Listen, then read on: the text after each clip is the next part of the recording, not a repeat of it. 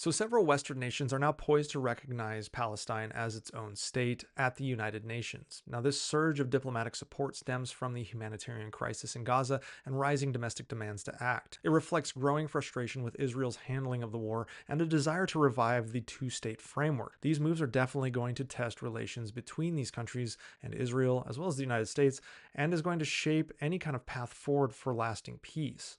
Now, France's move to pledge recognition of a Palestinian state at the UN General Assembly reflects frustration with the war in Gaza and growing domestic pressure. President Macron had previously tied recognition to the exclusion of Hamas, but a surge of far left support in parliament and anger over the humanitarian crisis pushed him to act. He views this gamble as a way to revive the two state framework and position France as a bridge between Western powers and the global South.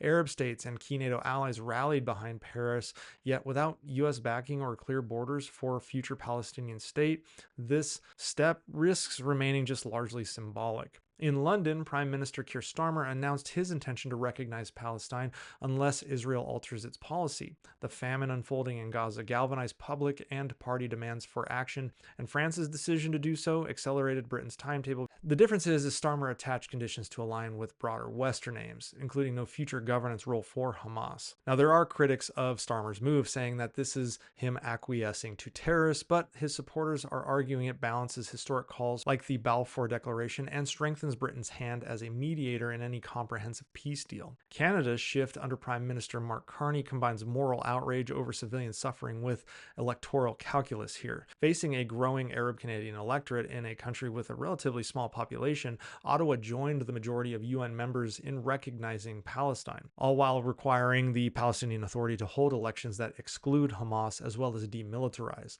Interestingly, Portugal is coming on the stage here with their decision to consider recognition surprising many in Lisbon, where foreign policy typically is very discreet. Germany remains on the sidelines here, though, insisting recognition should await the conclusion of negotiated peace talks. Chancellor Merz faces pressure from political coalition partners and a public that leans towards more pressure on Israel, yet Berlin clings to its role as a steadfast Israeli ally, wary of unilateral steps that could undermine the delicate process. They also struggle with not wanting to be perceived as having an anti-Jewish sentiment. Now, in Jerusalem, both supporters of Netanyahu and his critics seem to come together in agreeing that recognition would reward Hamas and complicate hostage release efforts.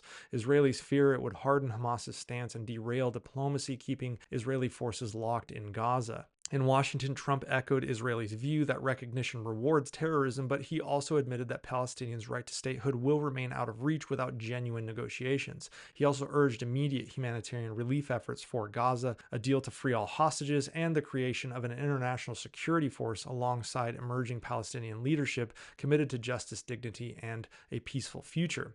Now, these votes at the UN will reveal whether Western governments can actually turn this moral outrage we see into concrete progress towards a viable two-state solution.